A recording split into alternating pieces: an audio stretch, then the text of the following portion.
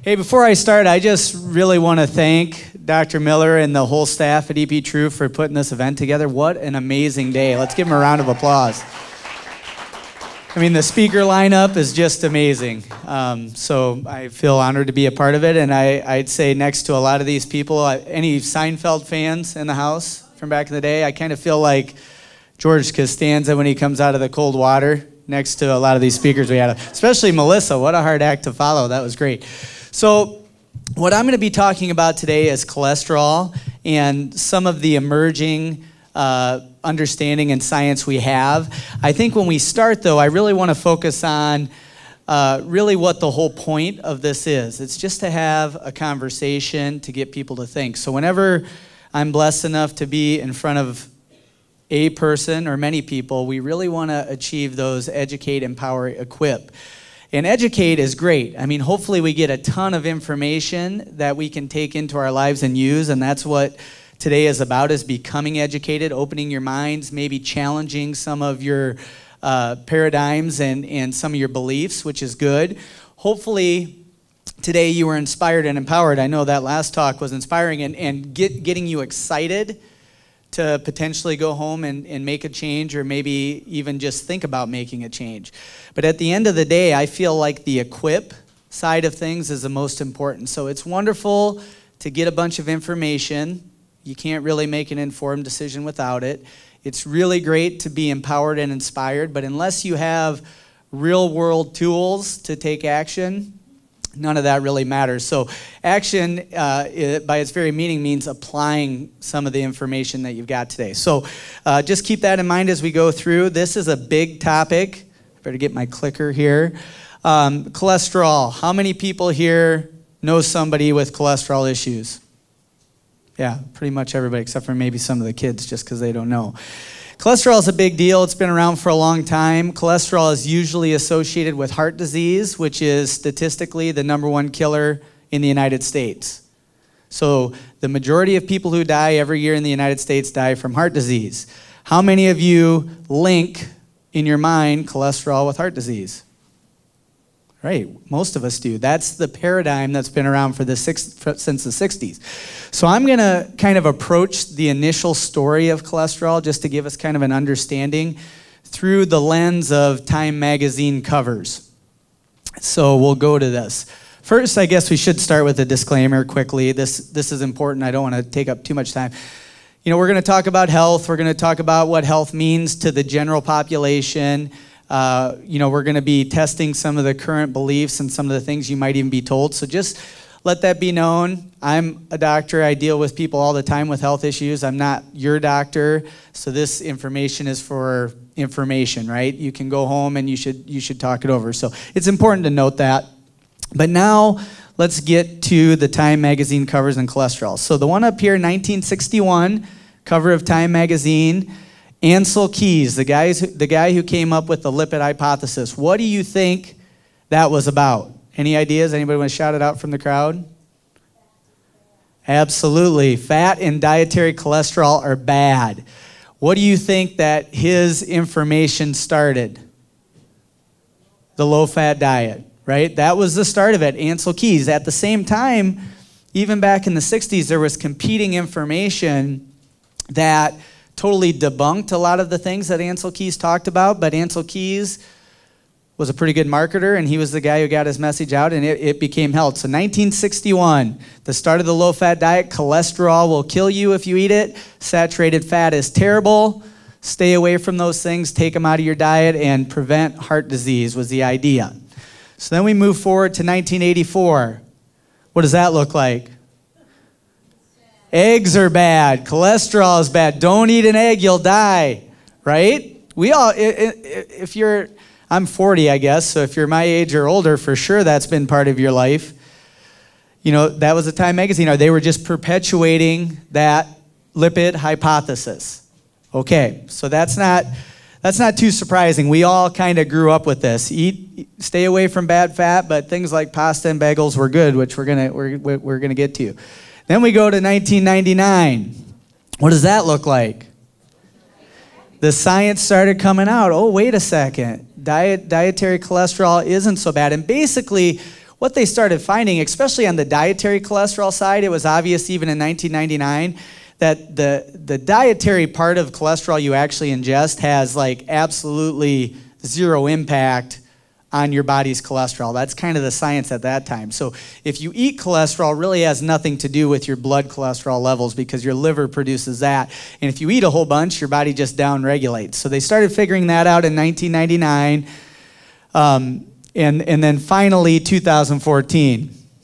Butter is good. It kind of made a full circle. So I'm going to kind of tie this all together.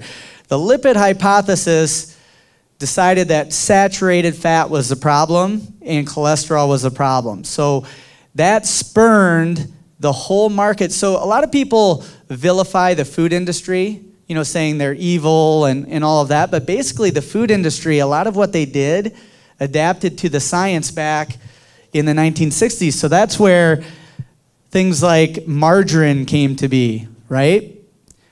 And so margarine was basically their attempt to replicate butter, but without making it a saturated fat. So saturated fat, a good way to think of that is something that's solid at room temperature. Plus people like butter, so they said, okay, saturated fat's super dangerous, cholesterol super dangerous. Let's take what nature made and let's jack it around and turn it into margarine, but make it look like butter so people will still eat it. And that's kind of what they did. And that kind of came through all the way until they kind of figured that out finally in 2014. Margarine is bad. It's a trans fat. Everybody knows what that is now. But from the 60s to basically the mid-2000s, first decade in 2000s, you know, margarine was the thing to do, and that's trans fat. Now trans fat's illegal, even in the United States, right? They took it out of everything. So just getting us to start with that preface that we're all coming from decades of a paradigm that cholesterol is bad and fat is bad. Does that make sense to everybody? Okay. Then we go to these. So obviously my point up here is talking about how dietary cholesterol necessarily isn't bad, and cholesterol in and of itself isn't evil, and that fat is good. And then we get to these two slides. So going back to heart disease, which is the whole point. How many of you, after probably listening to these amazing speakers, think that I'm going to talk about cholesterol as bad? How many of you are thinking that I'll talk about fat as good? Right, I mean, that's the point of today. And the reason is just understanding chronic illness in general and understanding the whole point of nature in the human body. So nature is designed pretty intelligently. We were put on this earth, we're designed to eat certain foods, and when we get in trouble is when we start messing with those foods and thinking we know better. And that's what we've done. What this is talking about is the major cause of most chronic illness, especially heart disease. That's the inflammation side. And the other side is DNA and destiny. How many people think heart disease is mostly inherited genetics? Right. I mean, that's kind of been the story along with that. What we're finding now, and this is pretty well established and continue to emerge, the way to think of science right now, we're on a new precipice, a new frontier. We've kind of been down. We're coming up to the mountaintop. We're just at the beginning of a renaissance in science as far as health goes, where we're really going back to root cause, basic physiology. And what we're finding is DNA is completely not your destiny at all. So in the case of heart disease specifically, the #1 killer in our country, conservative estimates are about 20% of your risk factor is genetics. 80% is your lifestyle and your environment. Now that's exciting, right? Because we have an actual chance to take some action and to make a change for our own lives, and from a public health standpoint, if we change enough minds to really make a dent in the #1 killer in this country, right? But it's also a little scary because then we have to take some personal responsibility. We can't just blame it on our grandparents and our parents and bad luck and bad genetics. Does that make sense to everybody? So understanding that lifestyle is the big thing brings us to the inflammation side. So if we're keeping it super simple, inflammation is basically the root cause of heart disease. And we'll get into what that means for cholesterol in just a second. Inflammation is the root cause of heart disease, and pretty much all chronic illness. So heart disease, cancer, diabetes, autoimmune disease, age-related neurodegenerative disease, all the things that are the majority of our problems in a society. We've done a great job of eradicating infectious disease in our country, so we don't die from simple infections and wounds and things like that. But what's happened to us in our society is chronic illness, lifestyle-based illness has taken over, and that's why heart disease is the #1 killer. #2 killer is cancer. Both are chronic illnesses. And inflammation plays a vital role in both. Okay, so you guys heard Dr. Nish, right? Sugar's bad. I call sugar dietary crack. It's true. And it's not just sugar. It's not just candy bars and candy and soda. Those are obviously dietary crack. But it's also things that turn into sugar. Like what? What do you think? Bread. You guys are a well-educated group. That's good. Sometimes there's crickets on that. So dietary crack is sugar and things that turn into sugar. That's what drives most of the inflammation in our body. And that's also, amazingly, what drives cholesterol. Fat and dietary cholesterol, eating cholesterol, has nothing to do with our body's cholesterol numbers almost at all. If you look in the science, it's so infinitesimal, it's not even really worth mentioning. But sugar, dietary crack, the reason I call it crack is sugar is actually addictive, lights up your brain in similar ways to nicotine and heroin. So it's addictive and it's super inflammatory, but sugar drives cholesterol. And when we talk about cholesterol, something really important to understand is that there's different types. So you've all probably heard of the standard HDL cholesterol. Is that good or bad? Good. How about LDL cholesterol?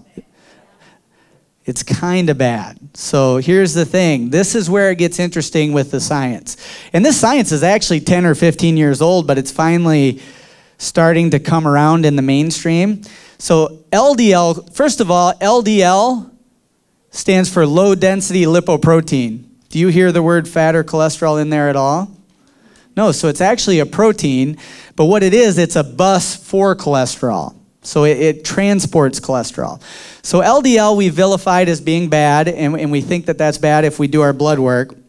But the reality on LDL is it's super important for our body's function. Every cell membrane, all of our hormones require LDL to be made. If you didn't have LDL cholesterol, you wouldn't have any hormones.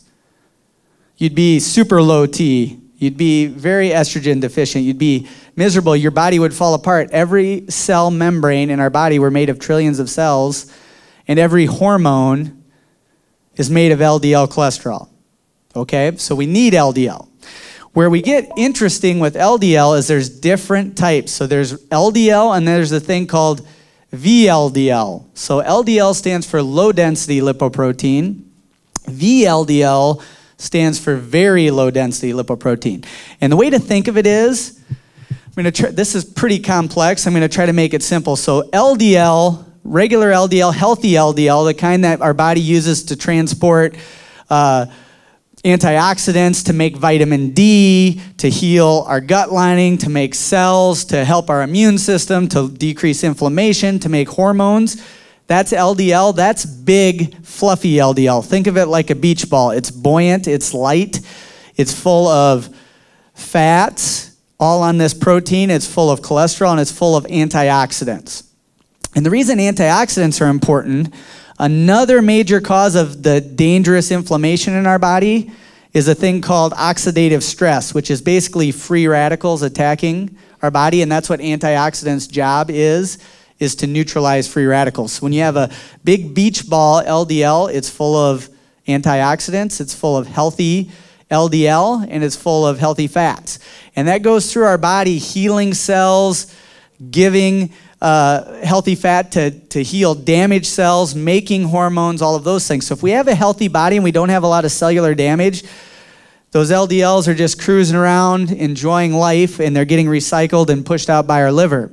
If we have a lot of cellular damage due to high levels of inflammation, those LDLs, the big beach balls, keep giving little pieces of themselves. Okay, I'm going to heal this cell. Now I'm going to heal this cell. I'm going to heal this cell. And eventually they go from this big fluffy beach ball and they get whittled down, whittled down, whittled down into a little baseball. And that's what a VLDL is, a very low density lipoprotein. It's a small, dense little ball. And it doesn't have the healthy fats or the antioxidants with it anymore. And when it doesn't have those things, it's susceptible to oxidative stress, which is the free radicals. They come in and bombard it, and they inflame the little low-density lipoproteins. Once those are inflamed, and once inflammation is chronic within your vascular system, that's when the arterial walls start to swell. That's when these very low-density lipoproteins start to stick, and that's when plaquing starts to happen. So cholesterol isn't the culprit. It's just around at the scene of the crime. It's an innocent spectator that only becomes involved once inflammation happens. Does that make sense, everybody? That's really important to understand, because if we live in a world where our goal is to lower our LDL, like with statin drugs, right? Statin drugs, unfortunately, what they do is they change the liver's affinity to reabsorb and recycle LDL and cholesterol in general, HDL, the good kind too.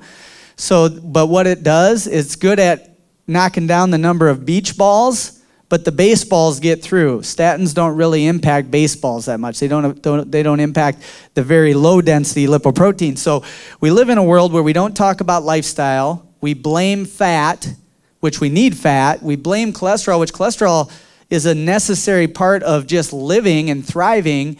And then we take drugs that are really good at lowering cholesterol, but not really good at lowering heart disease. Do you think, since we came up with the low-fat diet and statins, do you think heart disease has went up or down in our country? Yeah, so the more people that are on statins, less people should die from heart attacks and heart disease. Do you think it's true? No, and I'm not here to, I'm not here to just totally knock it. It's just the science is flawed. They did studies and studies and studies that statins work and they work and they work. They do work if your hypothesis is, do they lower cholesterol? They do. And so they were working off the wrong question. They do a great job of lowering cholesterol. Is that good? Not really. And unfortunately, it's not. So just think, if you lower your LDL and HDL cholesterol numbers, and cholesterol is necessary for healing cells, decreasing inflammation, hormone production, vitamin D production. What do you think happens if we lower the building block for those things? Yeah. It ends up actually working against itself many times. Now again, this is general. Everybody's a little specific. But that's really the point. The science is really trending in that way pretty aggressively. You know, the big stakeholders, a lot of the money that drives the research is probably behind the statins, right? I mean, how much money do you think is made off of statins every year? Trillions, with a T. And so, what do you think happens when they review the guidelines? What's the last time when you think about total cholesterol? It went from, okay, 220 is okay, now 200 is bad, now it's like 190. So if you change the guidelines 10 points down, that opens the door for millions of more people to buy your drug and stay on it for their whole life, right? So I'm not a cynical person. It's just asking the right answers and thinking of it in the right way. So do you think heart disease is caused at nature level by a deficiency of statins? No, right? That's silly, but that's kind of the way we treat it, right? So I want to be clear on time. So to get back into the inflammation thing, because if we're really looking at what that means, so you can actually take tests that measure very low density lipoprotein. If we're looking for things to really look at risk factors, total cholesterol really doesn't do anything. You know, you could be 400. It doesn't really matter because cholesterol is good. It's about ratios. So a simple way to think of it is there's a pattern A lipid profile and a pattern B. Pattern A is your low density, your LDL, can be low, normal, or high. Pattern A is good. It means your risk factors are low. So your LDL can be low, normal, or high in the good one. The HDL, we want to be normal or high, and we want triglycerides to be normal. If you have that, there's a pretty good correlation to the fact that most of your LDLs are beach balls. Okay, in that analogy, I'm going to keep running with that. Then there's a pattern B, which is this is just the lipid profile. This has nothing to do with blood sugar, the obesity, or any other factors, fitness level, all that. The pattern B for lipids is still low, medium, or normal or high LDL, but your HDL is low and your triglycerides are high. Does that make sense? So the ratio is high triglycerides, low HDL, and so it changes your ratio of cholesterol to triglycerides. And the reason that matters is when they're small, when those are small, when you're baseballs instead of beach balls. For my own safety, I need to back up.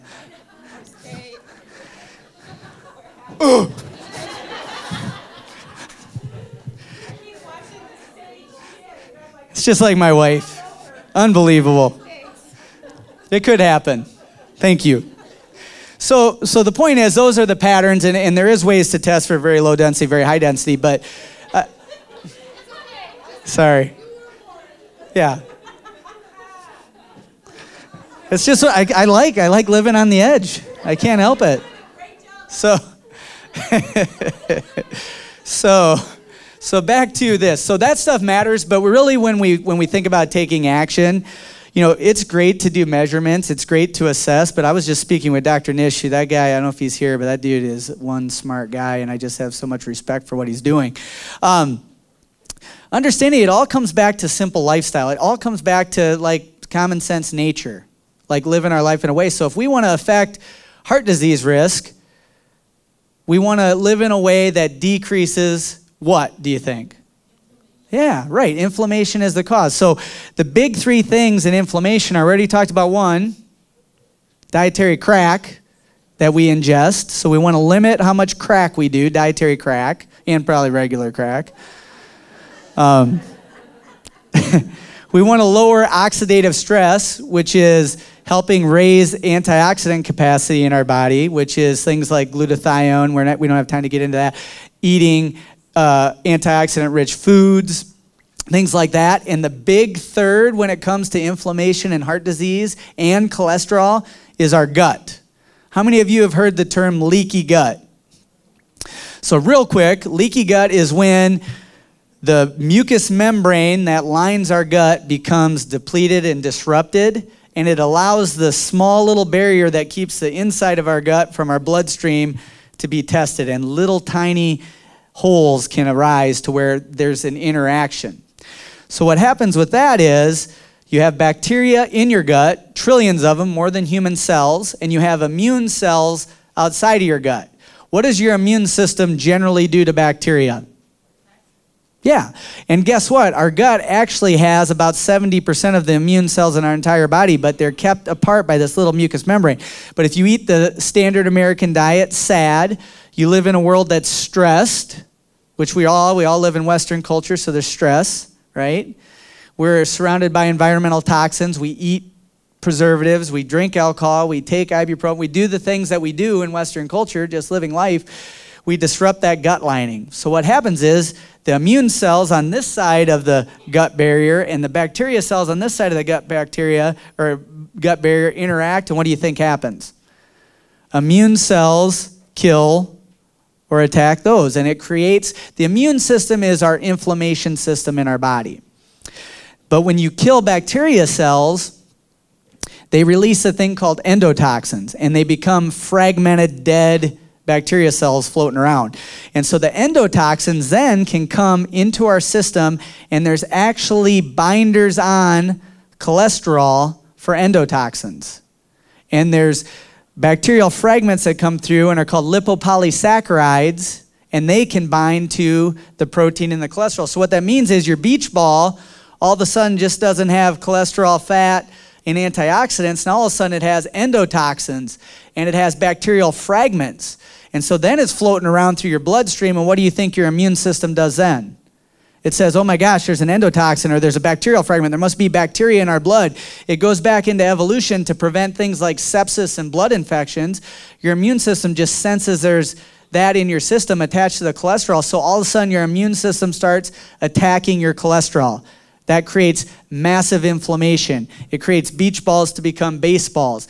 It sets up arterial walls to swell so that bacteria, or so that the cholesterol can stick, and it damages the wall so it can start to plaque, and then that plaque can rupture, and then that either leads to, if the plaque ruptures and gets you in your heart, it's a heart attack. If it ruptures and gets you in your brain, it's a stroke.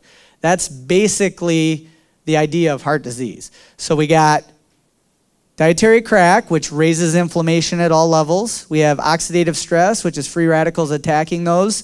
And we have leaky gut being the three big causes of inflammation in our body.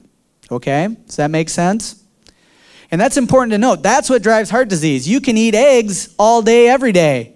You can knock down butter like it's going out of style if you want. I mean, I don't know if that would be kind of gross. Your stools might look different. But my point is, when it comes to risk factor for all chronic illness, you can look at inflammation at about 80%. So if you're out there living your life to be healthy and you're not focusing on dietary crack and inflammation as your main focus, you're missing the boat. And I see this all the time in my practice where people become educated. This is where information can be dangerous. You'll read whoever your favorite health guru is or listen to their favorite podcast or watch their TV show. And those guys are awesome. I can name them all off, and I listen to them too because I think they're amazing. The trouble is when you got to try to put out new information all the time, you get pretty specific, right? The truth is old. Like, nature is what it is. We've been the same for thousands of years as a species. So to come up for a daily TV show with new stuff or a weekly blog post, it's hard to regurgitate the same information, even though the same information is the same. So what I mean by that is I'll see people who, we'll take turmeric, for example. And turmeric is anti-inflammatory, and I love turmeric. But if that's all you do and you don't worry about dietary crack or gut health or anything else, do you think turmeric's going to do much? Do you think nitrates in your cold cuts are more important than dietary crack? No, right? I mean, all that stuff matters, but start with the 80% first, and if you're going to do anything, take that action. Get working on your gut, start raising your antioxidant load, helping your body's own antioxidant systems, and working on the oxidative stress side of things. So sugar is bad. Fat is good. Sugar bad, fat good. Most fat. I already talked about trans fat as being bad. Trans fat is man-made fat. There's no such thing as trans fat in nature unless you heat or chemically alter, add hydrogens to fat. Trans fat doesn't exist in nature. So natural fat is good. It helps with cell membranes, help with your heart, bones, liver, lungs, hormones, immune system. Single satiety, actually eating healthy fat helps you lose weight, helps you recover faster from workouts, helps your sex life, helps your brain, helps everything. Healthy fat, fat good. Sugar bad. It's true. Fat good, sugar bad. I mean, just think of it that way. That's really what it is. And so what are ways to get good fats? Buy all your food from Wallace Farms would be one way. I don't know Nick Wallace, but I was so excited to get to meet him because I've been living on Nick sticks for like 10 years. They're like my favorite thing. Grass-fed animals have healthy fats. Grain-fed animals have inflammatory fats. Fish is good, coconut oil is good, avocados are good, nuts are good, all those things. You want to keep your omega-3, omega-6 ratios good. Fat is good. Sugar bad. It's that simple. So when it comes to a tool, at the end of the day, I know Dr. Miller always tells me, show him the tool, don't be a tool, is what he tells me because I talk too much. Dr. Miller and I are longtime friends since grade school, so I can tease him a little bit. But, basically you want to take action in your life. So the diet part, we covered that, right? What's bad? Sugar and things that turn into sugar. And what's good? Basically fats, vegetables, and lean proteins, right? You know, like nature, do you think that hunter-gatherers walked around and they found growing on a tree margarine? No. Do you think they found white bread? Twinkies? I mean, of course not. I mean, just common sense. I mean, really nature is common. Truth is old. I mean, it really is common sense. And what I always encourage people is don't get caught up in the hype of health. Use common sense. And so cholesterol is a little bit weird because it's been like beaten into our heads for our whole life that it's bad. Cholesterol is good. Saturated fat is good. It really is. And the science is the preponderance of evidence and just basic understanding of how physiology of the human body works goes that way. So when it comes time to choosing a tool to take action, do all of these things. Decrease inflammation. Stimulate NRF2. You guys know that, right? Work on your mind. My point is this list is what you need to do, but you don't need to understand any of this stuff. So to do it right, you got to do an all-encompassing system. That's the reason I put that up there. So doing one thing can be a little bit helpful, but doing multiple things in synergy is really important. So eating good food, super important. The trouble is, and I'm a little over time, so I'm going to try to go fast. The trouble is, the world we live in today, our food is, do you think, less or more nutritious than it was a generation ago? It's super less, and it's getting worse all the time. I mean, we're in Iowa. I live in Osage, Iowa, so I'm surrounded by farming. It's just simple math. You deplenish the soil, and you replenish a small amount of what you take out, and our food sources are less nutrient dense, but we live in a world in Western culture, do you think that requires more or less of our body as far as resources? Way more, right? So like I said, we have stress, we have environmental toxins, we have traffic, we have crappy food, we have a whole bunch, we have sitting all day at desk jobs. I mean, our bodies, the world we live in requires so much more, and our food is so much less. So we're really at a gap, and that's tough. So that's where supplements come in. Supplements really should be about what their name implies, supplementing the gaps in our diet.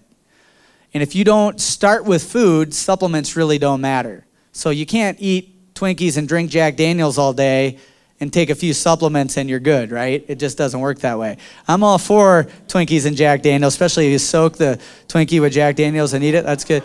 But it doesn't help you be too healthy, right? So you gotta start with just addressing the food, and then you supplement the gaps, and you wanna keep the supplements to where they're impactful. So those two things together, if you do it right in a system with something you trust, should deal with all of these things on the left side, especially inflammation through every aspect that we just talked about. So the Better Body System, which I know you guys heard about earlier today, is a system that I like as a tool, mostly because it addresses all of those things. It addresses inflammation from a dietary crack side. It limits dietary crack, which is good. Doesn't totally take it away. We all need a little bit of crack occasionally.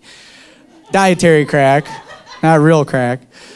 It helps with our gut in multiple ways, so it helps bring our microbiome and heal the leaky gut, and it raises our antioxidant capacity in the form of glutathione, superoxide dismutase, and giving our body high antioxidant-rich foods. So that's huge. It does that through appropriate supplementation and teaching us how to eat real food, but not in a crazy way, in a way that you could be coming in to this meeting today, literally living on Budweisers and Big Macs, and you can make a change that can diminish your risk factors significantly without truly having to sacrifice that much. Or you could already be super freak, all paleo, all organic, CrossFit guy, and you can still implement this into your life and learn a few things and see some improvement that way. So that's why I like it as a tool. And the final thing is, it's just the action. So you came here today for a reason. Hopefully it wasn't just to sit around and get your head filled with stuff you're never gonna do. Hopefully you came here because either you are healthy, you're looking to get healthier, or you're in a trouble spot that you know you need to make a change. And either way, I know you've been given some amazing offers, both from EP True Chiropractic and from the other vendors here, I mean, that's what this is about. Start taking some action. Apply what you've learned today into your life and really make a difference. Stack that deck in your favor. Because one last thought, and this fits in, I think, wonderfully with the grit and grace, is just understanding that no matter who you are, no matter where you're at, being selfish about your own health is the absolute least selfish thing you can ever do. And here's why. If you have people that you love and people that depend on you, kids, spouses, coworkers, neighbors, whoever, and you're not at your best from a health perspective, or even worse, you're not at your best from a health and self-esteem perspective, there's no way you're showing up to be your best for those people that you love and care about. It's just like in the airplane. When the oxygen masks come down, are you supposed to get your neighbor or yourself first? Yeah, why? Yeah, if you pass out and die, how's your kid going to do? Right? That's a little blunt, but it's true. If you don't take care of yourself, not only are you not going to show up at your best for your children, you're going to model to them what it's like not to care about yourself. Kids do what we do, not what we say, right? And so that's an important note, and with that, I'm like 75 minutes over time or something. It was all because she stopped me in the middle about falling off. It was all her fault. So thank you all very much, and have a great day.